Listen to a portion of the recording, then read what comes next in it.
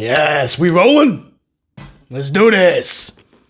What's up, guys? Welcome to the best wrestling review channel in the community, to the best pro wrestling channel in the community. And that's not just BC saying that.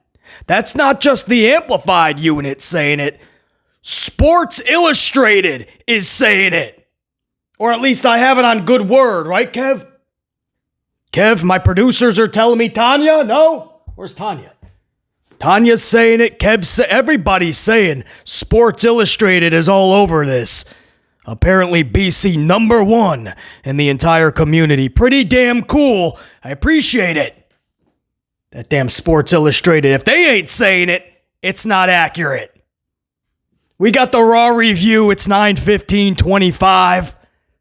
What can I say about this show? AJ Lee, Becky Lynch, CM Punk, Sethington Rollins. That's the show.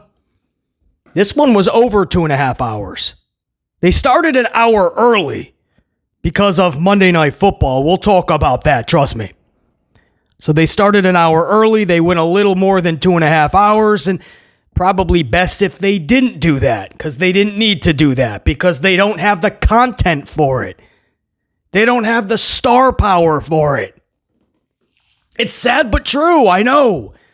It sucks to say we should be getting less of what we love, but it's just, that's where WWE is right now. That's where pro wrestling is in general. Because when I think back on this card, there's nothing. There's nothing that you would remember or even want to talk about the next day. AJ, CM Punk, Seth, and Becky, that segment. It's the only thing in WWE I even care about right now. Everything else, I don't know what I can tell you. The whole show revolved around a little argument or beef between LA Knight and Jason Yiederman, Uso. Two faces, by the way. We'll talk about all of that, too, and why that is happening. And that was it. In the main event, it's the Bronze versus Jimothy Uso, Medium Jim and LA Knight in your Raw main event. Who cares? Who cares? Braun Breaker, Bronson Reed, LA Knight, and Jim Uso. None of them are top-level main eventers. LA Knight should have been for years now, a couple, 2-3 years. He just has been booked. Horrendously would be an understatement. LA Knight was the biggest star in that tag team match. But aside from LA Knight, who do you have? Mid Jim? Because that's what he is. I don't know where we're getting this big from. Big Jim. I don't know how we just bestowed that nickname and nobody's asking any questions. Big John Studd, yeah, we get it. Big Daddy Cool Diesel, we get it. Big Van Vader. Right? It all has purpose. Big Jim, I don't understand, because he's medium-sized and he's a mid-carder. So whatever freaky deaky things they got going on when the lights turn off between him and Naomi, Trinity, that should be their inside joke. And clearly things are going down because, well, Naomi's doing the deed for the next 9 months. But for the rest of us, yeah, it's okay to question why are we calling this medium-sized mid-carder Big Jim? Because the truth is, that's not main event in 2025. It's sad. If Tag Team Jim Uso for the last 15 years, basically, he's your main event in 2025 against the Bronze. Braun Breaker's not a main eventer yet. He's on his way. He absolutely should be, and maybe a huge main eventer going forward if they give him even semi-decent booking. But it's going to take a minute for everybody to really jump on board so it can feel like he's a true main eventer. And for Bronson Reed, we hope he one day gets to that point as well. I'm not sure. But that's your main event. What do you want me to do? Throw a party for this main event? The Bronze versus Jim, mid-Jim and LA Knight?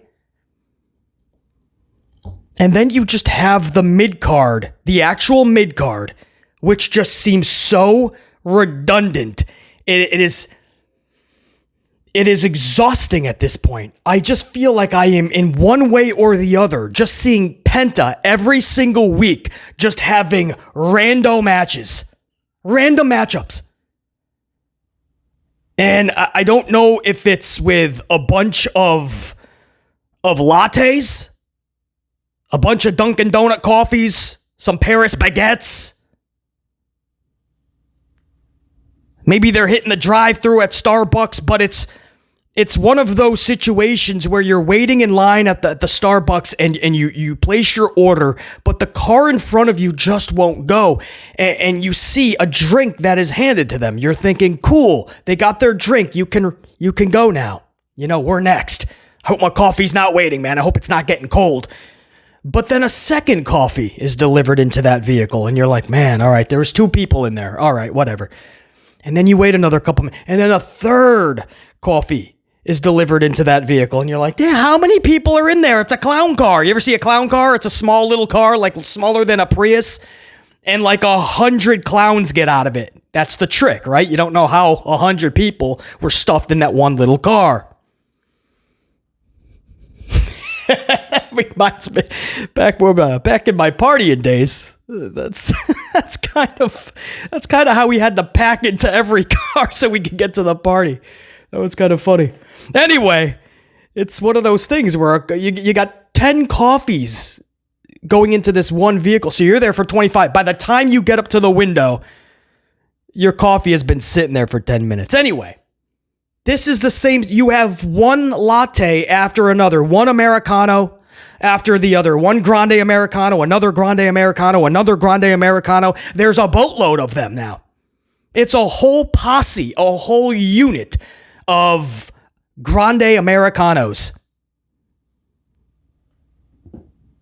You can make that a venti Americano.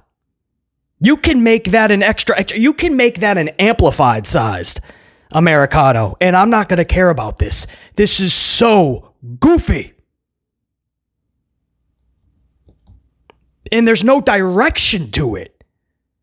So you just have them coming out. I mean, even AJ Styles looked ridiculous. He tried to come out. I don't even know what match that was.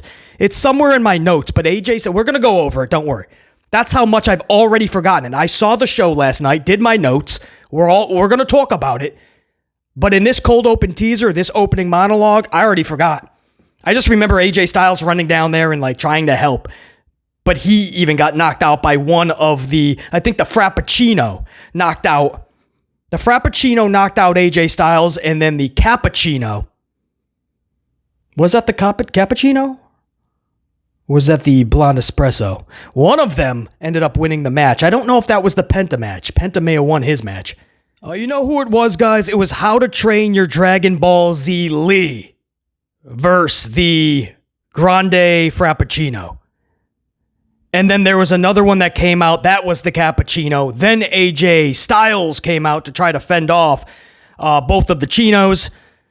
But then the Double Shot Espresso, the Grande Double Shot Espresso came out of nowhere and did the Dragon Ball Z in. And that was but we'll go over it. I don't know. But Penta's no much better on the other side of the mid-card. Penta's been in this weird thing with the New Day because they have nothing for the New Day in the tag division. So you'll just do this weird thing with Penta, and then we'll throw Grayson Waller with you because we don't have anything for him in the tag team division because Austin Theory's on the shelf. So we have nothing for you, Grayson Waller. We have nothing for you, New Day. We have nothing for you, Penta. So you guys just do a thing where you're going to have a bunch of matches. Penta, you can take on Xavier one week, then you can take on Kofi, you can take on Grayson Waller. You can get a tag team partner. We'll do you two versus the New Day. You can get 2 tag team partners above a 6-man tag. And I just booked 2 months of wrestling television. Look at that. That's Hunter Hearst Helmsley. Because that's what's happening. So you watch these shows and you watch these matches and it's just exhausting. It's tiresome. It's like watching a show on repeat. Your favorite show. And you like it, but you may love the show, but you're watching the same episode on repeat. That's what it feels like. That's why this show is exhausting. That's why the numbers are constantly going backwards. This is why. It's exhausting. The mid-card is so bad. It's just so bad. It's not that it doesn't have talented performers and talented wrestlers. It has nothing going on. That was two of your big talking points in the show. Kofi, Kingston, and Penta. The Cappuccino or the Frappuccino versus Dragon Ball Z Lee. For the ladies, they're throwing Roxanne Perez in there with... who'd Roxanne take on? Was that the Lyra match? I totally forgot now. I know Lyra was in action. I think that was Lyra and Roxanne Perez. And then Kairi Sane had a matchup with Stephanie V. So the wrestling wasn't bad. That's usually not my complaint. If I was just spending $10,000 to go to a show, which is what they're doing these days, yeah, I don't think wrestling, like the actual wrestling, would be one of my complaints. I also wouldn't be yelling, "This is awesome!" No, thank you. I need more out of it. I need to care about it. If it's just wrestling, guys, you walk in for free at the local bingo hall or give them a can of soup and a couple of dollars. They'll let you in. 2 to 3 hours of really good wrestling at the local bingo hall. Cost you barely nothing. It should be more than that. This is our prime time on Friday nights, Monday nights. Our weekends spent on pay-per-views, premium lives. What are we talking about? Roxanne Perez looking up at the lights again. Some people are using the B word, buried. She's buried. Not yet. No, she's not. She should be fine, but this is not how you book her. This is why jobber matches are sorely missed. We need jobbers back. Because in today's wrestling, the jobbers are just other superstars. And what happens when they keep on losing is we're taking inventory of that. Subconsciously, but we're still taking inventory. So when it's time to push Roxanne correctly, properly, if Helmsley ever gets to that point, the damage might have already been done. When you see Roxanne Perez only win one match out of her last 10, she just got to the main roster, guys. That's a true statistic, by the way. You guys know this is what makes us the best in the industry at what we do. I come with the facts, not just the logic, the common sense, but I do my due diligence, I do my research, and I have my facts for you guys. Roxanne Perez has only won one match in her last 10. And you'd have to go back to a couple months ago. Or almost, right? Was it August 11th? I have it in my notes somewhere. Hopefully when we go over that, I can give you more info. But it's been a while. So that's why people are starting to you're starting to hear a little bit more of an uproar because we know how good Roxanne Perez, Roxy, can be because we know how great she already is. But you don't want to go too late with Roxy. You don't want to start pushing her way down the road. So you just spend the first year of her just looking up at the lights a lot. Because eventually we're going to go, all right, well, damn, man, even if she wins 20 in a row, we can't just forget that she won 1 out of 35 matches. Or she's 5-23 for her first year. You know, at some point, we do have to do better on that. And my point is that's the bulk of the show. Just a bunch of random matches with random and even just bad outcomes. All to get to a main event that's the Bronze mid-gym in LA Knight. John Cena started the show and even he did not elevate anything between him and Brock Lesnar. Nothing. Thank goodness AJ Lee and CM Punk and Becky and Seth had that segment. I don't know what we would be talking about positively from this show other than we got some good wrestling. I would hope so. So it's all coming up in this Raw 9/15/25 review on the Amped Up Show for Tuesday, the 16th of September 2025. And before we get into the Raw review, I just want to give my thoughts on the Andrade situation. Of course, WWE cutting ties with Andrade, what we know about the sitch, and BC's amplified, honest thoughts on it. So, if you don't mind, a huge swig of my Dunkin', not my Grande Americano. This is my iced Dunkin' coffee doing the trick for this review. I'm going to down a little bit of this because I don't want to take you guys to an opening signature. I had a lot to take care of this morning, a lot of business to be conducted later, and a lot of travel coming up. So this is already going to get out late to you. I don't want to waste any more time. Swig of coffee. I want to get right into it. We'll start with Andrade, and then we will talk. And I have a lot to say about this Monday Night Raw.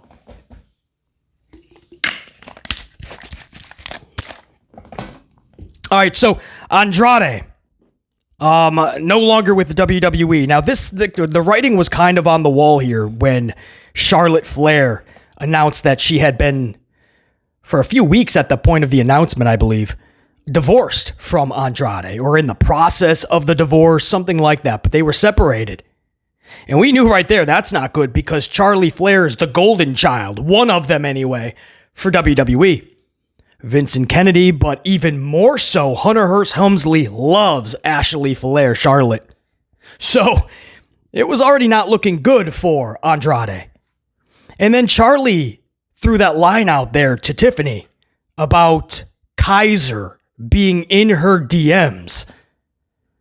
But for how long? Because around that time, even if her and Andrade were already split, that's not good. Right? Because they're still obviously in the time frame of trying to work it out or going through their separation. So that's not saying that was a true statement by Charlotte, by the way. She could have just said that to be a zinger to Tiffany. And Kaiser was never in the DMs of Charlie Flair. That's, of course, possible. But either way, that doesn't come off as good if you're Andrade and you hear that in the back, whether Kaiser was in the DMs or not. That's not good, right? So that probably, I mean, if you guys remember, right after that is when the booking for Andrade got very erratic. Kaiser, the same thing. Kaiser got punished for that. Kaiser didn't say anything. This guy now is in a wild mask being named after a coffee drink. I should be loving that. It's a coffee character. A coffee lucha libre. That's how bad it is, though. I can't even get behind it. Now it's a bunch of coffees. We'll go over that. But now they almost have a full menu. They got the grande cappuccino, the grande frappuccino, cappuccino, espresso, Americano, macchiato is next. I'm sure he's debuting within the next month. Probably at the Palooza of Wrestling on Saturday or Sunday, whenever it is. Is that Saturday? Saturday, right? Kev's telling me Saturday. Tanya's telling me, so what is Sunday? Saturday, thank you. So Kaiser is running around in a mask. Nobody knows, like, what happened to that man? During this Tiffany-Charlie feud and storyline that went off the rails, somehow these two, their men, got totally debunked in all of this. To the point where now Kaiser's running around like he is under a mask, and Andrade is no longer with the company. Again, this is what I mean a couple minutes ago when I said the writing was kind of on the wall, so I'm not too shocked. And if you're wondering, the latest we're hearing is there was disciplinary actions on Andrade. And that was the main thing. It was not a budget cut reasoning. This was not an issue where or a situation where his contract expired and they decided not to re-sign him like in R-Truth and so many others. This was a straight up release Das Boot. And we heard disciplinary action. Now, the only other detail we got on top of that, we cannot confirm if this was the sole reason of the disciplinary action, but failure of the testing policy that they have. Apparently, when he was first with WWE, before he went to AEW, he already had a violation on their wellness policy program, and then he just got another. So that would be 2, though, not 3. They don't necessarily go with a 3 strikes and you're out. That's usually how it is. I think Randy Orton's up to 6 and he's still there. Maybe a slight exaggeration, but I know Randy Orton had a bunch of issues with that, and a few others as well. And then there's others that had like 1 violation, Das Boot. They felt it was not worth the trouble. So we don't know if there was more than 2, if this was the sole reason for Andrade, but we are hearing that it was disciplinary measures. I totally believe, disciplinary measures or not, I totally believe that WWE, Hunter Hearst Helmsley, who I know brought him back. I truly believe that A, had nothing for him, and after Charlotte and he separated, I don't think they had any desire to have him around anymore. I truly believe he came back because he was with Charlotte Flair. And Helmsley's probably like, all right, I'm going to throw Charlotte a solid. So my amplified thoughts on this. BC, this is your first time talking about it in a couple of uploads, so it doesn't seem like it's that big of a story for you. It's not. It's Andrade. I mean, there's times where we could be a little bit more outraged, right? And when people call it fake outrage, I ask, is it? Like, to what point? Like, R-Truth. No, that was very justified outrage because he did everything WWE asked of him, played the comedy joke for years, and then when he finally, it looked like they were going to give him a little bit of momentum, starting with John Cena. He wasn't going to win the title or anything, but starting with that. And Natalya told you how excited R-Truth was backstage to finally get his moment. And he had it. And then 48 hours later, something like that, a couple days later, tops, he was told, we're not re-signing your contract. You're done with us. What? He spent years doing everything you asked of him. He didn't say, it seemed like he didn't say no to anything. And then when he finally gets his moment, you're like, no, just kidding. You're out. Like, it just didn't feel right. And fans spoke up. I mean, that's justified. Karrion Kross, man, naturally got over with so many fans. We were saying, hey, we want to see more from this. Can you give him a little bit more? And instead, Hunter's like, what? Brock Lesnar? You got it. No. Karrion Kross. Brock? Yes, Brock's coming. No, not. Oh, fuck. Brock and his blue undies. So there's times where it's justified. And then there's times where it's like, yeah, it's, when Nia Jax got released a couple years ago, why wasn't there outrage? Because it's Nia Jax. It makes sense. Injured 10 people. She was not a hustler. She got better when she came back, by the way. She must have had a good talking to. Maybe she just came back with a better attitude. But Nia Jax's first stint, it was horrible. It looked like she generally wanted to be anywhere but in that ring. That's a problem because your career is a wrestler. And Andrade, it's not a shocker to me, man. It's the best we've seen of Andrade, as far as caring about Andrade, is when because he's a good wrestler. That's not the problem. I say that all the time. It's not the wrestling or the wrestlers, but caring about them. The best we've seen out of Andrade is back in the NXT days when he was with Zelina Vega. That was NXT, correct? Him and Zelina.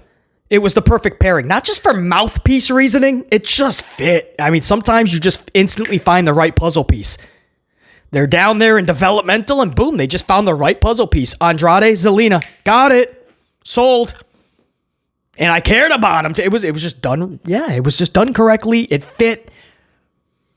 And Andrade on his own, I don't understand what I could possibly be outraged about. It's not like, I cannot be any more honest with you. When Andrade's in the ring, I'm like, even if I have a coffee in my hand, a nice hot coffee I just kicked up in the amplified 5000 machine, I'll get up and I'll make another one. Just because I don't care. And yes, it goes to the top. You can blame Hunter Hearst Helmsley first. First and foremost, Hunter Hearst Helmsley. It wouldn't matter who the head writers are, even, right? I mean, you could bring back Vince Russo. It wouldn't be Vince Russo's fault. It would be his boss because he's the one who has final approval, and he should stop and think once in a while, hey, what are we doing with Andrade? Road Dogg, Jesse James came back. I think he's still doing, I think it's the Blue Brand. He's one of the head writers on the Blue Brand. You can't even blame him because eventually it gets to such a bad point where you have to blame his boss. Right? You eventually, if you go to a pizza joint and you order your pizza a certain way and the person cooking your pizza every single time is cooking it wrong, you love the place. You've been going there for years. Who's this dude cooking the pizzas and burning it? Putting all the toppings on that you asked you didn't want. And everything you asked for is not on there. Eventually, right? 4 or 5 times you have a choice. I got to stop coming to this pizza place or I'm going to talk to the boss, the owner. Because I like this place. It's around the corner. It's good when it's good. Eventually you gotta tell the manager. You keep going to a store and it's bad service. Eventually you talk to the boss. So yes, Hunter Hearst Helmsley is first to blame for this because it seems like he didn't even try to put Andrade in situations we would care about. But on top of that, Andrade just doesn't naturally jump off the screen and make fans go, oh, there's something with this guy. Doesn't happen. If it did, there'd be more of the outrage. There's not. At this point, people are not even surprised anymore. The first exit out of WWE, the short stint with AEW that was beyond unforgettable. Not in a good way, by the way. Oh, that was unforgettable. No, this was just like beyond forgettable. We'll just leave it at that. Him in AEW, I remember nothing. Comes back for WWF for not even a cup of coffee. WWF. WWE.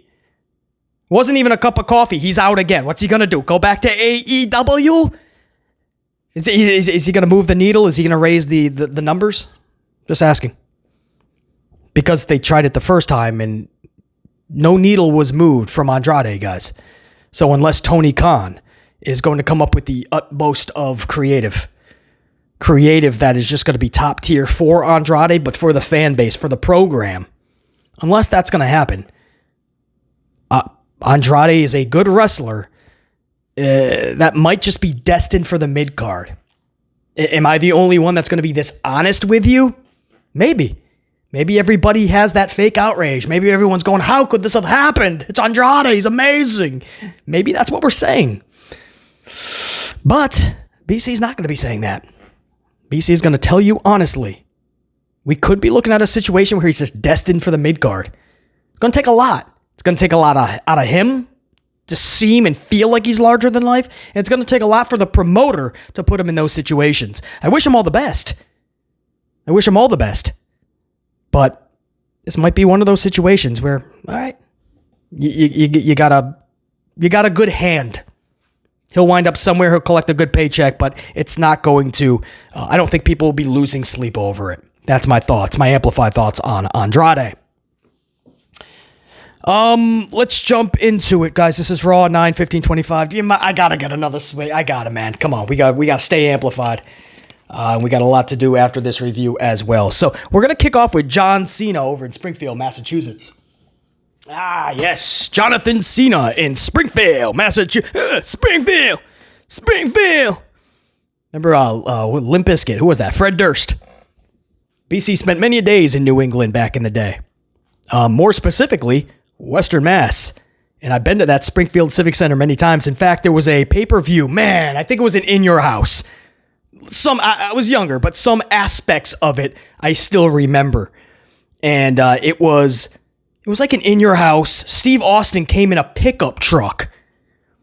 He was taking on The Rock that night, and he came down in a pickup truck, and the crowd was just electric. It was at a time where pro wrestling was at its height. And, man, yeah, that's Civic Center. That's what it was called back in the day, the Springfield Civic Center. Now I believe it is is it the Mass Mutual Center? I forgot, but that crowd, man, back in the day, it would be lit up. So it's good to see that Springfield, I mean, I haven't been back in New England or Western Mass in probably years. Yeah, years. But it's good to see that crowd still has that amplification in them. Pretty cool. Definitely pretty cool. There was times where they took it a little too far. Like there was a constipated chant during the AJ, CM, Becky, Seth promo. I think when you get to a constipated chant, I think that's when you can sit down and take 5, right? You did good, Springfield. Yeah! Hands up and hands down, Springfield! Fred Durst, is that not how he talks? Hands up and hands down! Tell me what you're gonna do now! Keep rolling! But, yeah, they did good. Springfield, you did good, man. You know, you participated, you were heard, you were loud. Once you got the constipated, I think you need to take 5. Sit down, drink a little. That's when you constipated. That's a real story. Constipated. We'll get to that. But for this was John Cena started. Well, first let's take it to the top. Okay, let's start this a little bit better here. The actual start of the show. with everybody coming in with their coffees and smiling, right? They're showing up to work. Oh, yay. We're definitely going to have a show, Kev, because, Tanya, we're going to get that show, man, because everyone's showing up to work. Thank goodness, man. There's everybody. Oh, there he is right there. Yep, there's LA Knight. He's going to be on the show. He's got his coffee. And then you go to a parking lot brawl between Jason Uso and LA Knight. And that was kind of a thread throughout the night. So that's how we started the show. And by the way, this was an hour early. This was 7 p.m. Eastern time start. And that's because of Monday Night Football. Yes, that's right, dude. Monday Night Football just booted WWE from their time slot. A little bit of taste of their own medicine, right? All the tricks they're doing to AEW. And the NFL just said, sit down.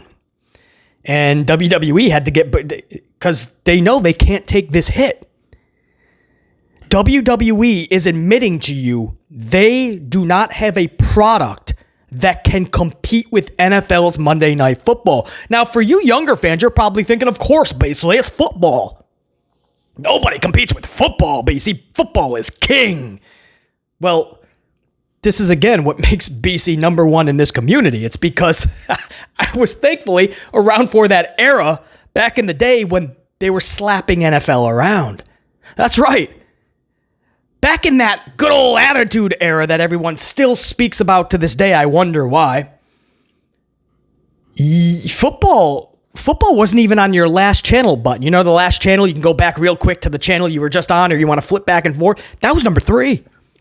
Your 2 channels you were watching, it was USA TNT, it was Monday Night Raw, and it was WCW Nitro. You had to hear the glass shatter and see what Stone Cold was going to do to Vince McMahon, and you had to see what the NWO was going to do next and who's going to join. And anything and everything in between.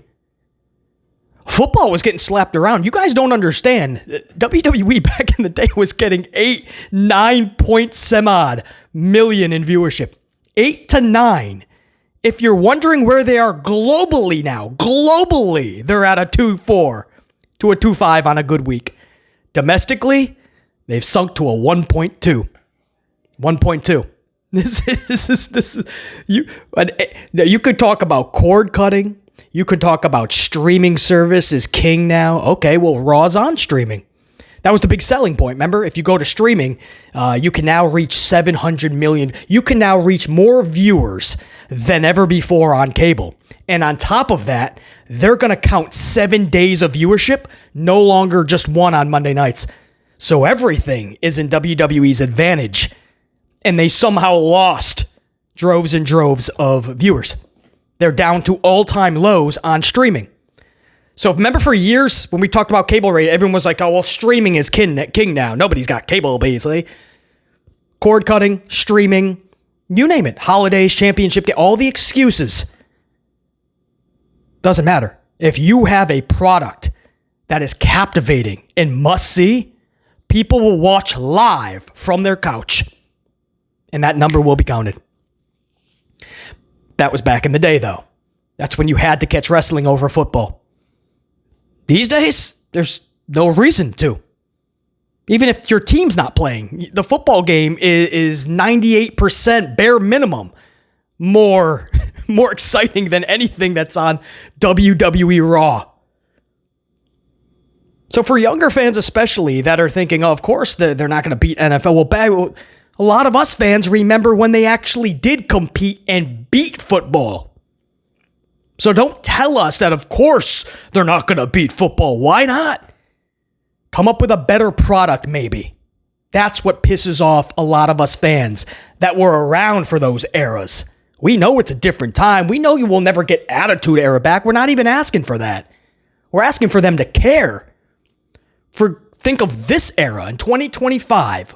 What are all the things that can make this show really good? Even if you can't beat football for many years to come, at least be able to compete. To be a talking point when people are talking about football. Oh, man, I missed that play because I had to check this segment over on Raw. Nowadays, in 2020, they don't even compete. They don't even compete. They're like, dude, we'll leave our time slot for you. We're leaving it. We're going to 7 p.m. So what's that, 4 over in California? So damn, I mean, a lot of people are trying to get back from work. We're 3 or 4 p.m. shift, a lot of them getting off at 5. WWE moved their time for NFL. So in a roundabout way, Tony Khan is smiling, right? His pops owns the Jaguars, part of the NFL. WWE had to move for them. A little bit of a receipt. But these days, they can't afford to take the hit in the numbers, and that's why they had to move, they felt, because they're already so low.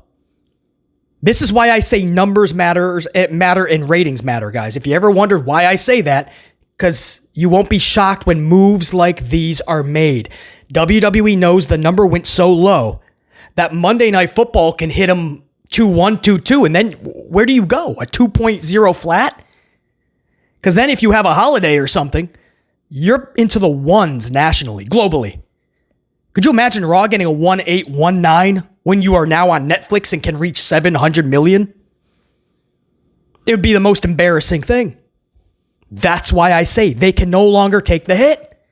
You saw it on SmackDown just 2 weeks ago.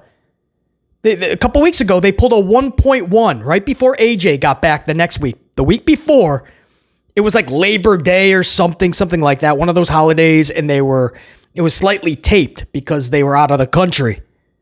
And they were already so low before that, so I'm like, they can't afford those 2 hits. And sure enough, they couldn't. They just barely went over 1 million in viewership.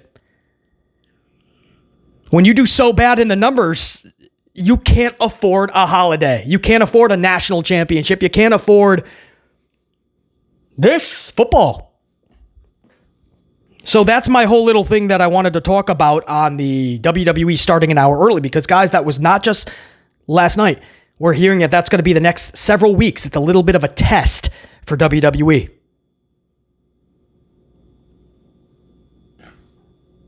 And I don't think it's going to go away. I think they're going to like this. There's no downside to it because people are not watching anymore these days. They have nothing to lose. You're just going to have to force people to get out of work earlier to come to the shows, I guess. But because it's on Netflix, they can just not watch it live. So a lot of people will be upset about it, but that's why this decision was made. So this did start an hour early. And again, as I said, LA Knight, Jey Uso were kind of brawling in the parking lot, and that would be a thread throughout the night. Like their animosity was building as the night went on. This is the sad part here is there's not enough top-level main event heels, right? When you think of heels that are top-level main event, you have nobody. So here we go. That's why they now have 2 of your top faces, LA Knight, Jey Uso, calling him a top face, but whatever. That's how Helmsley sees him. Right? I mean, heel-wise, guys, who do you have? Top heels. Seth Rollins. That's it. Because you have Seth Rollins. That's his cousin. You have Seth Rollins in his goon squad. Right? They make up the dumbasses, the vision of dumbasses. But you have the Brawns. Braun Breaker is one day going to be a top-level main eventer, we feel. Hopefully, anyway. He's got everything it takes to do such, I feel. Needs to be fine-tuned. The booking has to be there. But Braun Breaker in the future, but not yet. Bronson Reed, I don't know. To me, I still see mid-card. It's going to take a little bit more. Braun Breaker, a little bit more easier. Bronson's going to take a little bit more. But they're not there yet, right? Top main event caliber, you're talking Seth Rollins. And then aside from Rollins, you have nobody. You have Gunther. Gunther has not been seen since 1985, basically. Give or take a year. Maybe a slight exaggeration.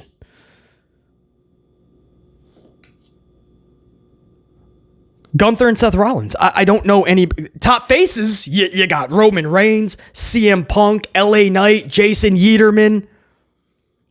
Even John Cena was on the show last night. No shortage of, quote, top talent, main events. But the heels, man, you got nobody. So you basically have LA Knight and Jason Uso battling throughout the show.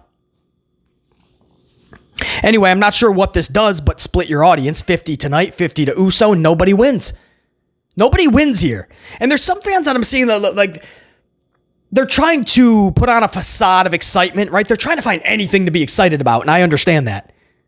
So they're like, oh, this is going to lead to Jey Uso being the chief of the family, right? Jey Uso is going to wear the Ulafala. Because Roman Reigns told him weeks ago, like, you got to step up and be a leader. There's just one problem. Who cares? He's still tag team mid-card Jey Uso. That's the amplified truth. I don't know why. More people are just not being honest about this. They tried the experiment. It failed. He won the Rumble over Punk and Cena. He tapped out Gunther in 8 seconds. Gunther's own move. He tapped him out in the choke. Held the title for a couple months. It didn't move the needle, guys. The live crowd that spent a lot of money yeeted, right? All the kids gathered around. He patted them on the head, maybe picked some up, and he yeeted with them. He danced, and the parents were taking, oh my God, my kid's dancing with Jay. And you saw the numbers, right? They had a multi-month from January to June, July, right? At least. So what is that? Jan, Feb, March, April, May, June, about 6 to 7 months, half a year up front of this experiment. They wanted to see, is it truly going to move the needle for the viewing audience at home? Globally, not just the audience yeeting, right? Because inside that arena, they're going to want to participate. That's not right. Vince Russo always said, man, you first have to think who and what the viewing audience wants to see at home. Don't just send your focus group through the arena. And that's what Helmsley did. He just sent focus groups through the arena. Of course they're going to participate. So when it was all said and done, it didn't move the needle. In fact, it did actually, but it went backwards. They started losing droves and droves of more viewers when Jey Uso became the man. That's why we say the experiment failed. And if you're wondering why they took the title off of Jey Uso so quickly in just 2 months, that's why. Netflix was probably telling them, dude, what's going on? And one of the things you have to look at first, because Helmsley won't look at himself and how poor of a job he's doing at his job, so he's going to outsource the problem. He's going to, it's Jey Uso is one of the problems. Yes, I'll take the title off of him. I'll put him back with his brother Jimmy for WrestlePalooza. They'll be back in a tag team. And then we'll slowly try to build him back and see if this works. Instead of the title, he'll have an Ulafala. We'll call him Chief Uso. Chief Yeaterman. My point is, if it didn't work with the world title, who cares about this? It's not going to be a heel, I don't think. It's just going to be Jey Uso with an edge. And hey, if that means less yeeting, I'll actually be down with it a lot more. I'm not saying it's going to work, but at least we get a little bit less of the yeeting. It got old a long time ago. Guys, I can't say this as strongly as I have a million times. In the crowd when they yeet, you want to say, wow, he's so over. But the merchandise is not showing that, the sales. The ticket sales are not showing that. They're not consistently selling out these arenas. And on top of that, more than anything, they're losing viewers. I don't know any. That's how you see if something is working.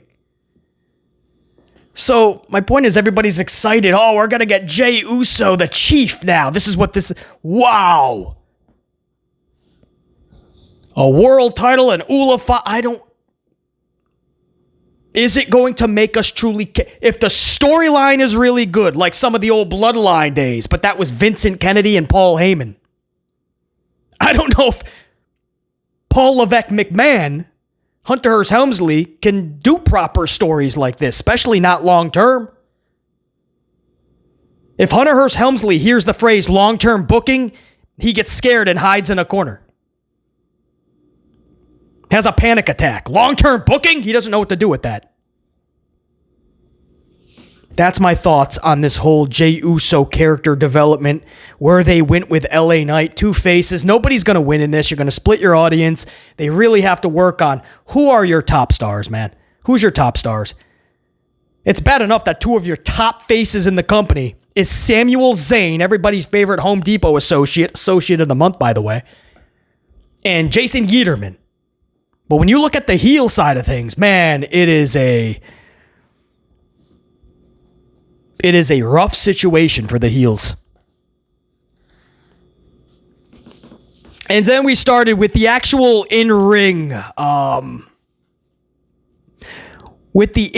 portion of the night. We started with John Cena. And this promo was a trip down memory lane for Jonathan Cena, who went to college right in Springfield, Mass, Springfield College, played some football, and that's what he did. He kind of relived some of his old glory days. You guys remember Married with Children, Al Bundy? The show was funny because he would always talk about the night where he scored 4 touchdowns in one game. And that's not just him who keeps bringing that up, Al Bundy. Sports Illustrated brings that up a lot too, I'm hearing. But this was John Cena's Al Bundy moment, right? Reliving some old glory days at Springfield College, his old football days. He then speaks on Brock Lesnar. A lot of words were spoke, but no substance. It was a rather boring promo for John Cena, and you guys know how I feel about Cena on the microphone. You give him a live mic, you're probably going to be captivated. It's like Paul Heyman. Give him a mic for 10 minutes, sit back with your coffee and enjoy. John Cena's like that. Doesn't matter if it's a humorous comedy promo. He can be serious. He can rap for 10 minutes. You're probably going to be captivated. This was not one of those, man. This was a lot of it was rather boring. No Brock Lesnar in Springfield. And the segment is over. I forgot how it even ended, like what Cena said, what was his big like zinger, but it wasn't a zinger. I blinked and the segment was over. And everybody's cheering for, yeah, John, his last time in Springfield, He's only got like 6 more dates left too. But no Brock Lesnar. Guys, let's recap this entire build-up for Lesnar and Cena for Palooza of Wrestling. This is only going to take like 30 seconds. You guys ready for this? This is not like putting a different twist on something, right? It was okay, BC. You're making it sound a little bit worse than it was. No, this is literally the entire build for Cena, Lesnar, Palooza of Wrestling. You guys ready for this? The whole build. 2 F5s to Cena. So Brock just came down. No explanation, nothing beforehand, nobody on the mic. Just comes out. F5s John Cena twice. Then, on a separate show, Ron Cena, the brother of John Cena, who just happens to be R-Truth, Ron Killings, he gets an F5. So they do some comedy with Ron Cena and Brock, and then Ron Cena gets F5'd. And then Cena is in Springfield, days before the Palooza, and he just relives some old football glory days and says he's gonna face Brock. He could have went to management, he said. He could have. And said, hey, I've done so many years here. I've been a top star. You owe me. But no, I have to wrestle Brock or fight Brock. That's it. That's the whole buildup. Sounds pretty lame, right? Sounds really bad, right? A couple of F5s to Cena, 1 to R-Truth, and John Cena says, hey, good to be back in Springfield. That's the build. And if you're wondering, still no explanation of why Brock attacked Cena. None. I'm not joking. It's Cody Rhodes. I've been saying this in several uploads recently. It's the Cody Rhodes thing all over again, where he attacked Cody after Mania because Cody was supposed to be the champion. So what was that, 39? And he was supposed to be champion, but Helmsley made a last-minute decision to keep the title on Roman, even though Roman was going on vacation and only having a handful of matches the rest of the year. So the title had to go to Cody. Not only that, but they already had Brock attacking Cody. So obviously that was going to be a title feud for the summer.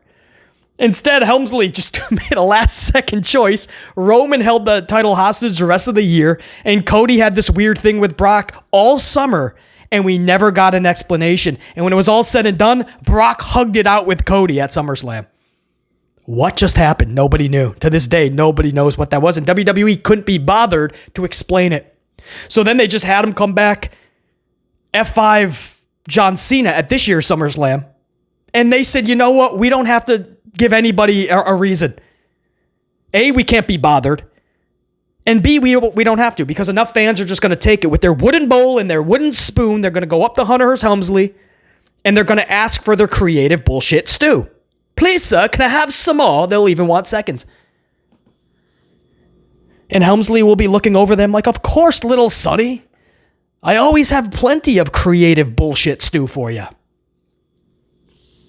We never got an explanation. They're just going to fight at the Palooza, and we won't know why.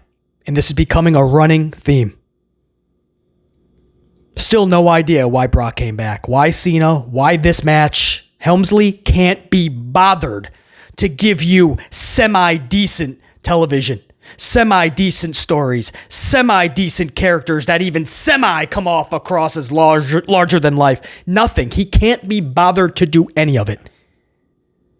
But he'll be at the next press conference telling you about how they're about to make another $1 billion.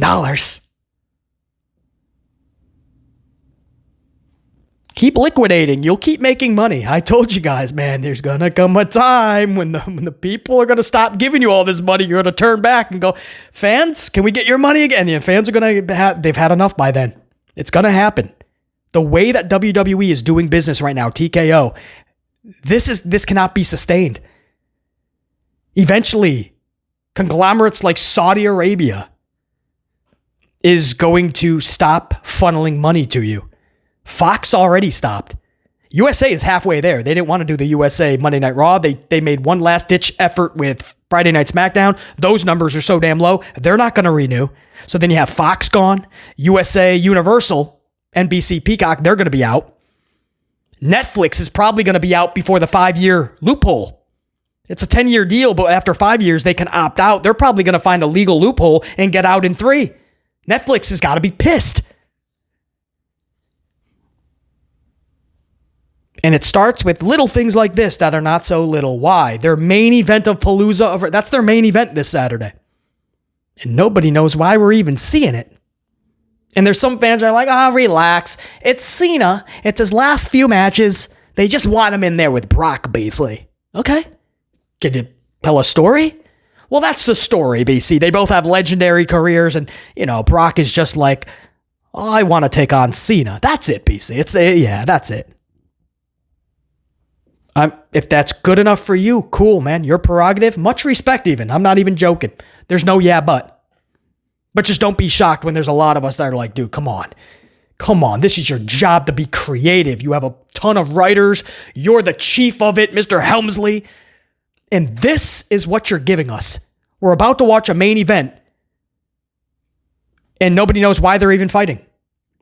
Brock once again gives no explanation. John Cena can't be bothered to give anything this Monday. Helmsley can't be bothered. Nobody. You'll just pay triple of what you used to pay for pay-per-views. Now you're going to be paying $30 stateside anyway for the Palooza, for this ESPN package. You're going to pay more money and they're giving you even less. And that includes the stories.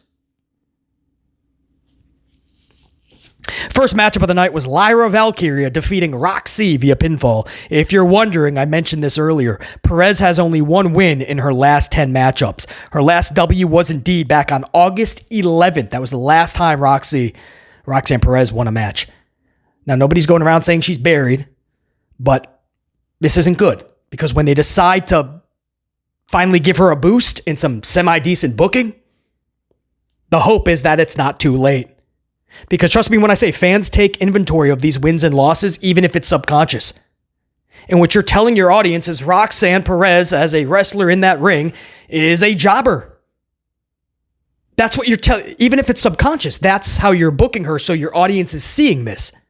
So even if you have her win 20 matches in a row, starting very early, 2026, Roxanne just catches fire, you still can't forget that she can lose a dozen matches in a row like nothing. You can't forget. It's like my Yankees in a season. If they were to lose 20 games in a row, but then win 40 in a row, you still won't forget that at any moment they can lose 20 in a row again. Like they're the team that's 40 in a row. They're really good, but they can be really bad. You don't forget it. So that's why this is very, it's kind of dangerous waters that Hunter Helmsley is treading on with Roxanne Perez. This is not one of those wrestlers that should be winning 1 out of every 10 matchups. She's way better than that. As a heel, you can lose a bit more than a face, and you can still get away with it if booked properly. We're starting to cross the line, though, of just Roxanne Perez picking up losses for no reason. Nonsensical matches. Horrendous finishes. And it just puts Roxanne in such a bad light. So that's what we have to be careful of going forward with Roxanne Perez. I think she should be fine if we just put the lid on it now. But if Helmsley still parades her out there the rest of the year just to collect more losses because she's just another Judgment Day member, and let's be honest, the Judgment Day is as useless as... all right, I was told I can't use that analogy, but as useless as a vacuum on a sidewalk. How's that one, huh? That just came from the top of the dome piece. That's right. Would a vacuum work on a sidewalk? That's an interesting concept. Probably has to be a carpet, right? No, you can use it on a floor. Anyway, that tells you how useless all this is with Roxy. They have to get better with that. Now, post-match is where the real story came. Any newsworthy substance from this entire segment really was post-match. This is when Bayley came back. Bayley comes flying to the ring because Raquel Rodriguez and Roxy were putting the boots to Lyra. So Bayley comes to the ring. She takes out the heels. I think we even saw Bayley to belly, right? Not the rose plant. I think it was Bayley to belly. And then she just starts hugging everybody. She goes out and she hugs commentary. She hugs fans. I think she hugged referee Jess.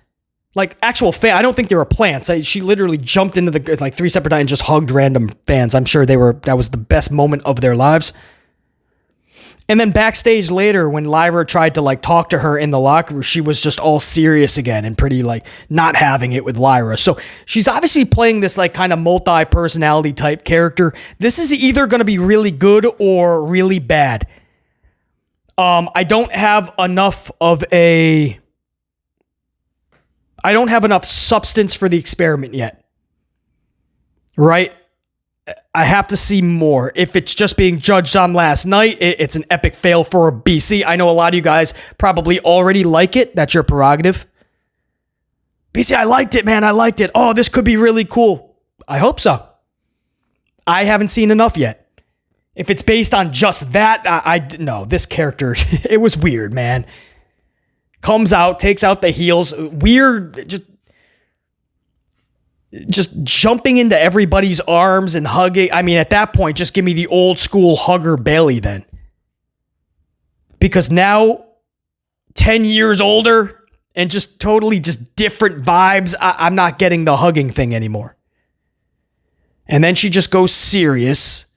That's going to lose its fun. It won't take long for that to just not be fun unless there's purpose to it.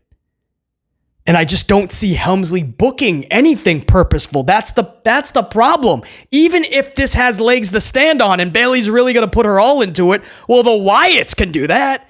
But without Helmsley giving them that go-ahead and putting just some effort into it.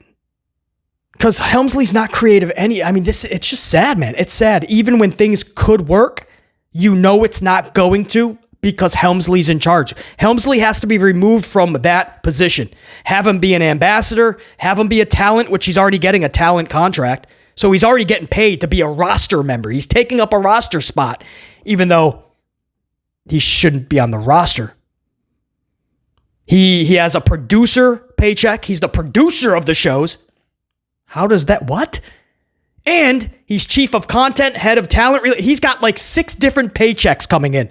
When all he does is just be the spokesperson of WWE. He's at all the... No, I don't want to go over it again. He's everywhere. He's basically Hunter Hearst Helmsley, Paul Levesque McMahon is the face of WWE. And that should not be the case because he has all of these other jobs that he should be doing. Isn't it wild? He has all these jobs and he does nothing but go on podcast, does media scrums and what do you call them? Press conferences. He's doing shit that the president of the company should do. Mark Shapiro should be up there as the COO of TKO. The president, Nick Khan, should be doing those things so that Helmsley can spend his time on this, making sure that the new Bayley character truly gets over and truly has everything she needs to succeed. But he's not going to do that. So Bayley can only take all of this so far, like the Wyatts and so many others. And that's why fans are pissed off. Because the one sabotaging all of this is Hunter Hearst Helmsley, the one guy that's supposed to be helping everybody. Verdict is still out on Bayley. We'll have to see. It was weird. This whole thing was weird. It has a chance. That's the good news. How much will Helmsley really care about it? That's going to be the biggest question. Now, hour one will end with Penta defeating Kofi Kingston via springboard Mexican Destroyer pinfall. Pretty cool finish. Nothing to speak on here, though. Wrestlers had a wrestling match. No storyline, no care. Moving on.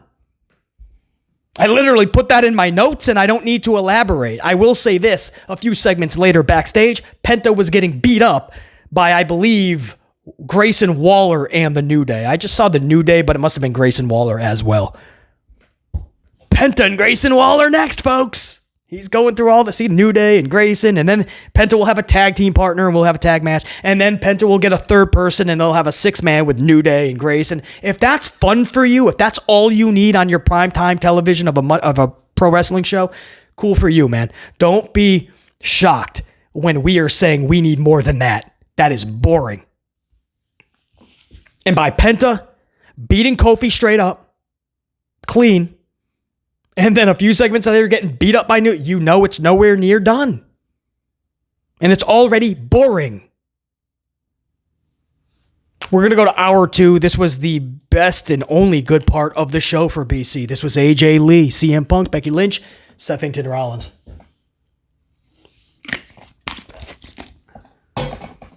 So Rollins and Becky Lynch are out there not too long after. They said a few things, but AJ's music hits. And AJ Lee and CM Punk come out. Punk alludes that they're not on the same page, meaning Becky and Seth, right? You guys aren't on the same page because Punk had to listen to 2 stupid songs because they played Becky's and Seth's. Meanwhile, he was willing to put Cult of Personality on the shelf so that she could light it up, meaning AJ. So the thing I'll say about Punk is he is truly proud of AJ. He's definitely a flirt. He loves being around the girls. That's where CM, Chick Magnet Punk even came from. But I will say, man, that he lights up when AJ is around. So that's pretty cool to see. And I truly feel that's not just like a gimmick thing. He will gladly step aside to have AJ take the spotlight. Pretty cool. People still say, this is a facade CM Punk. He's still the same Punk, this, that, and the other thing. And a lot of that might be true. Some things you don't really lose. I get it. But no matter what, it is a much different Punk than even 5 years ago. Trust me, because I could not care for that Punk. And this Punk is totally different, man. I don't feel like... I think he appreciates pro wrestling a lot more. Whereas when he was going through that thing with WWE years ago, was that 10 years ago, whatever it was, that's when it kind of... I mean, he was bitter to the whole industry. And I don't even know if he realized it or not, but he was shitting on everyone in the industry. He even admits he ostracized his own friends that were still in the business. Didn't know who to trust and was shitting on the business and even fans. So that's when BC, I didn't care for Punk at all at that point. And I raged on it on this channel, I'm sure, often. But this Punk in 2025, it's a lot of growth and maturity. And that's what I mean. Even if you don't want to be a certain way, maturity it happens with age. And it's pretty cool. And you do smarten up and you do just become better, hopefully, right? Some people mature oppositely and they just get worse. But I think Punk appreciates more. And one of those things is definitely AJ Lee. So it was pretty cool is what I'm saying, man. And he actually mentioned dude, we're coming out with one song because we are united. You guys are still pretty much divided. I like that. It was a good way to start off this little 4-person back and forth. The crowd would not stop chanting anything and everything during this segment.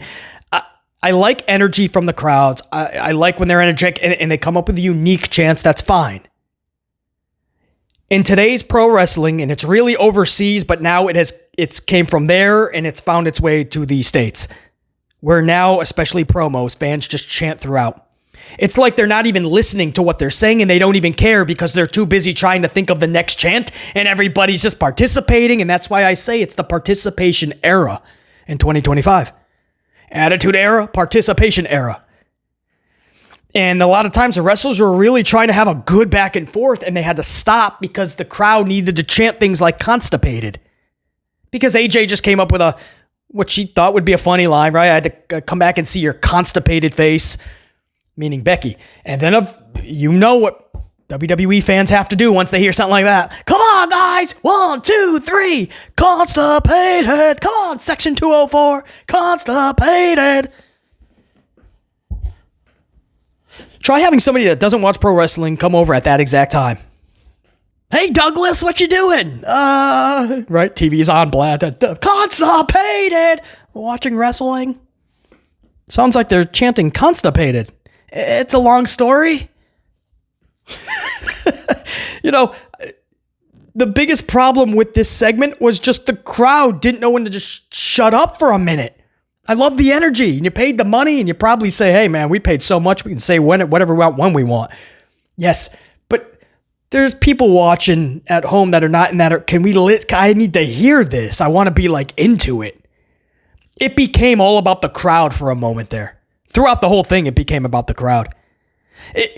I say that because there was many times where you felt bad because, okay, there was a line set up for the next, AJ would say something, maybe Becky wanted to, but you knew the crowd was going to come in with a chant and you could hear it picking up already. And you're like, oh no, that would have been perfect for Becky to do this, or Punk should have took a step forward to Seth when he said this. You knew the crowd was going to shut it down because they wanted to chant something stupid.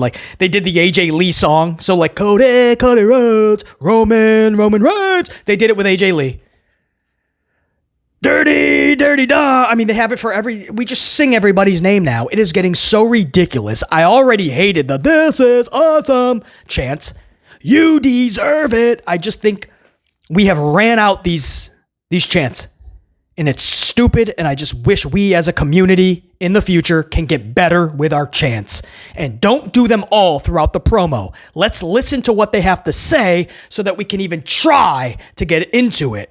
That's what I'll say about it. These 4 individuals, they crushed it. AJ says she's just a little... What'd she say? I'm just a little Puerto Rican girl from New Jersey. Sometimes I shank a chick. I think that's what... Guys, if you didn't see the show, that's, I believe, a line. Sometimes I shank a chick. That, of course, got a pop. It pulled an LOL from BC, I got to tell you. That I did not expect that one. But who else but AJ to come up with a line like that? AJ says she's... Now, what'd she say? No, it was Becky who alluded to the neck. Becky said, yeah, you came back for X, Y, and Z, but I read your book, and I remember a whole chapter or a lot about how you ain't really ready to take those bumps. How's your neck? And when AJ got the mic next, AJ was like, yeah, well, first, Becky, I did not read your book. I didn't have 2 minutes to read anything about you, so I like that as well. The best line for BC, because I love this line, was actually from Becky Lynch. Hey, I'm the greatest of all time. And it's not just me saying that. No, Sports Illustrated is saying it too. I love that line. I cannot tell you, it pops BC every single time. Seth was funny too. When Becky first said it's not just me saying that, Seth jumped on and go, no, I'm saying it. And I don't always laugh at what Seth's one-liners. That I thought was perfect timing. And then we have it was like a fake argument, right? Becky started arguing with Seth because Seth is like, yeah, Seth said, what was it? Yeah, I wouldn't put my hands on a girl, but I know somebody who will. And he looks at Becky and goes like this. And Becky's like, no, I want no part. And Becky starts yelling at him, jumps out of the ring. And Seth's like, what are you doing? You're embarrassing me. So I thought that was pretty good. There was a moment where AJ Lee smacked Seth Rollins. I think that was right before that. And that's why Seth is like, all right, Becky, get her. But Becky turns around. So this allows Seth to kind of pie face Punk. And then he runs away. So Punk runs after him. AJ Lee's distracted by that. So Becky, who was already acting as if she was leaving because her and Seth fought, Becky gets back in. Manhandle slam. AJ's first bump in 10 years. In the ring, anyway. Of course, she's been training. But on TV, she takes a pretty badass manhandle slam. So it was a setup. You know, get AJ looking over here. Becky comes from behind. Manhandle slam. I thought that was actually done so good. Punk comes in to try to attend to his wife. Becky knows Punk won't do anything to her. Seth didn't get in the ring, but Becky did. Becky stayed there, and Becky looks right at Punk. Boom, boom, boom, starts smacking him across his mug. And then Becky takes off. CM Punk is raging. I thought it was so good, man. It was all simplistic. Nothing over the top. You didn't move mountains. You didn't have to pull a magic trick out of your ass or out of a rabbit's hat. No, a rabbit out of a hat. You just simplistic. This was pretty damn good. It was the only good part of the entire show. The only part where I was actually invested in. I loved everything about this from the jump. It'll be the main thing I'm looking forward to at the Palooza. And it seems like a lot lately of what I've been into for WWE. And it's always just one thing at a time, I've noticed. Unfortunately. But it's always something to do with CM Punk. Shows you, man. Punk should have won that Rumble, man. If you're going to have Gunther lose that title and it wasn't going to be John Cena, CM Punk. The one thing that I was not into with Punk lately, because I loved what he was doing with Drew McIntyre. Originally, him and Seth straight up, I was digging. And this, I've been digging with his wife.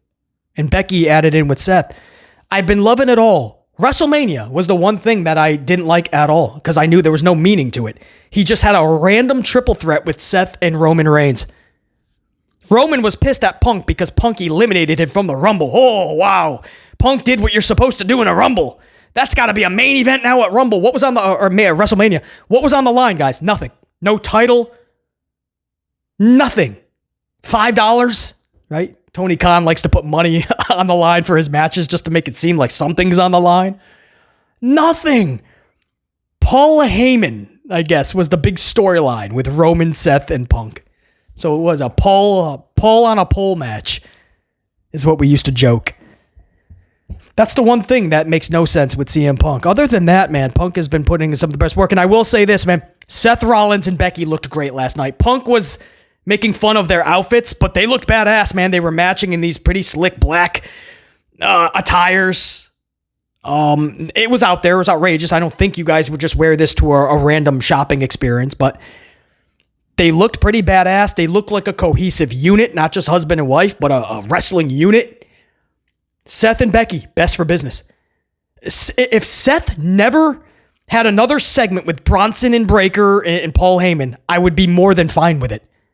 If Paul Heyman didn't do anything with Seth, Braun, I'd be fine. It doesn't work. Paul Heyman should have nothing to do with Rollins, Breakker, and Bronson. Nothing. Doesn't fit. It's that one puzzle piece you keep trying to push in there because you want it to work, but it doesn't fit there. And Seth Rollins doesn't need a mouthpiece. It's weird. So Heyman doesn't need to be with him, but Rollins doesn't need that. I understand they were trying to put puzzle pieces around Rollins, so they came up with the whole vision thing.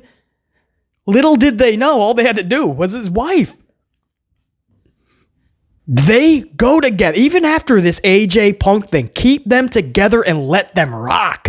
Them two together could be really fun. And a lot of wrestling storylines. A lot of these shows, man. Having them involved in a major thread throughout. I just have all these creative ideas for Rollins and Becky. I have so many. None of them have to do with Breakker, Bronson, and Paul Heyman. I assure you. Paul Heyman should be doing something totally different. Breakker should be doing something different. But at least we have it right there, man. Seth, Becky, love this. AJ, back. I love it. AJ and Punk together. I love it. Love it. There you go. One thing. Be positive. Give me something to be positive about. Here it is. Then we moved on to Dragon Ball Z Lee versus Cappuccino, Frappuccino, Vanilla Latte, Americano. What size? Grande, of course. 3 different Grandes would end up deciding this match. AJ Styles tried helping Dragon Ball Z Lee, but to no avail because the whole thing was a legit clown show. When AJ tried to help, another Frappuccino jumped the guardrail and took him out. So, I mean, when I say this was a circus, it was just one of those clown cars where a bunch of clowns would jump out. It's just they have lucha masks on. But we really have to start deciphering. God, I'm not even joking. It's got to be like cappuccino, frappuccino, espresso. If they have a fourth, it's going to be macchiato. And then we got to start naming them different sizes, right? Because they're all different size. You got little Petey Dunn, but you got a taller Kaiser. So I guess you would have to go like tall, grande, venti, maybe amplified size. But anyway, when it was all said and done, it was a group latte effort. They're going to have the whole menu, man. The whole Starbucks menu by the time it's said and done. The Grandes reign supreme. Dragon Ball Z Lee has to continue to try to find a way on how to train his dragon because he keeps looking up at the lights. Steph V is back on Raw, defeating Kari via pinfall. Post-match, Asuka for the attack. But Io saved Steph. Io's like, no, please listen to me, please. If we're friends at all, please listen. Don't attack Steph. And Asuka's pissed off, but she's like, all right, that's your one get out of jail free card. She takes off with Kari. Io turns around and Steph's looking at her and they're just like, yes, mutual respect, right? It's the look of mutual respect. We're going to have a good wrestling match at the Palooza. One of us will hold the championship that Naomi has vacated. The other will just lose. So you have to figure that Io will end up winning. Probably Asuka will, that's right, Asuka will cause Steph to lose this match. Maybe Io's not going to be. The only other way you go is Asuka takes out Io, even if inadvertently, and Steph holds the title. The Io's pissed off. But no matter what, Asuka and Kari, more so Asuka, is going to be deciding this title this Saturday. Backstage, Rusev Crush informs Dom Mysterio that he is the next IC champion. This makes no sense. That just makes a heel versus a heel. And no, I know what you're going to say, and no, my answer is no. Dominic is a natural heel, no matter how many people sing his name stupidly. Look at his character. He just comes off as slimy and grimy, right? Like he just doesn't care, and he's chewing gum, and he's just like, he's slithering. He's a natural heel, man. Now, I know people love to sing his name, and the young kids are like, yeah, Dominic, but turn him face and watch what happens. I'm telling you. Go ahead, try the experiment. Do you guys often wonder, wow, I can't believe he's not face yet? I mean, we've been singing his name for several months, and at any moment they could have flipped him. It's because they know. They're actually smart on something backstage. They know. They don't want to do that because it ain't going to take long for it to fall flat on its face. Book him properly and get people to... You got to make these fans boo him. But he's a natural born heel, so I don't know what this does. Rusev says he's next to take the title from a heel champion Dominic. Rusev's a heel. Heel versus heel. Come on, man. Rusev is just going to take the title from Dominic? I don't get it, but that's WWE. And then we go into the main event. Bronze versus LA Knight and Mid Jim Uso. Bronson pins Mid Jim via jagged edge. I always say, WTF is a jagged edge. What happened to the tsunami? And you got to think like maybe, unfortunately, it looks like Bronson has bad knees already from that tsunami because they've had him do so many at once, many times. But he's not doing that tsunami anymore. He's just doing this weird this bump finisher now. Jagged edge, it's called. What happened to tsunami, man?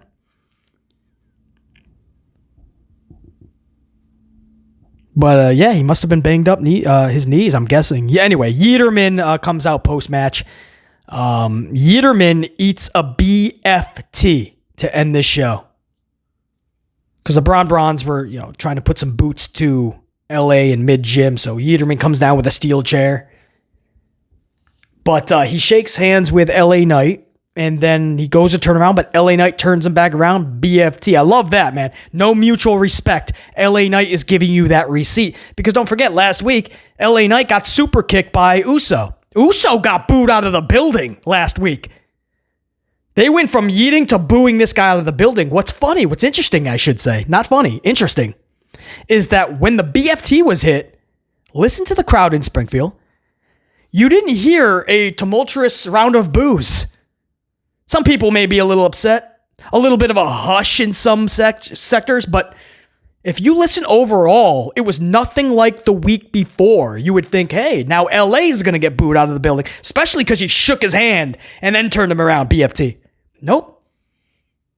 Shows you, even if subconsciously, when all is said and done, LA Knight is more over than Jimmy Uso. Oh, I'm sorry. Definitely Jimmy Uso. Jey Uso. Nah, BC, listen to the yeeting and everything. Doesn't matter. Even at the height of the yeeting, don't forget, LA Knight's yeah shirts were more in the top 3 than Yeeterman's yeet shirts merchandise. What does that tell you? He was outpacing him in the merch at the height of Yeet Mania. Listen to the reactions. He did that to LA last week. He got booed out of the arena. LA gives the receipt. LA didn't get booed out of that arena. Show goes off the air with Paul Levesque McMahon's credit, letting you know who produced this show, even though like last week in so many shows, he's not even there anymore. He can't even be bothered to show up in Gorilla to put on headset. This is the guy in charge of the creative and the talent. He's not even showing up the shows anymore. He's just texting in, yep, that sounds good, approved, approved, approved. All right, you got it, guys. Check you. True story, he missed a bunch of shows recently. So, but he wants you to know that he's producing all. He wants the credit. He's the face of WWE, Hunter Hearst Helmsley. That's the show, guys. This was a straight up, we talk about mid-gym. This was a mid-show. If anybody's being truthful about it, this was a mid-show above and beyond all standards of the description of mid. This was mid. That's the word I'll use. The only segment even... I'm being generous by using mid. What am I even saying? The only worthy segment was AJ, Becky, Seth Punk. Because you just had a bunch of random matches. The show starts with Jonathan Cena cutting a promo that has nothing to do with why him and Brock Lesnar are even facing each other in the main event of Palooza. And at the end of the night, it's a weird tag team match. Nobody or most do not care about. The whole middle of the show, a bunch of random matches for no reason with weak-ass stories attached to them. But we got good wrestling. Man, if that's just enough for everybody, then this is just where we're going to be for a long time in the state of pro wrestling, man. If there's enough fans that are just like, it's good wrestling, then this will not improve. It's been a wild week already on the channel. Make sure you guys are checking out all the content that's already up. More, of course, to come. The go-home show to the Palooza will be this Friday night, the Palooza itself. So make sure you're subscribed, notified, do all the things. Until next time, and there will be that next time, a lot of travel coming up, but you guys are still going to be amplified, man, going forward. So that's what I mean. Stay subscribed, notified. Even if only audio-only amped ups, you're still going to be getting a lot of content, man. You're just your one-stop shop for all things pro wrestling. I've said it once, I said it a million times. And until next time, and there will be that next time, top guys, we are out. BC in the unit, we're saying check you. Unit, salute.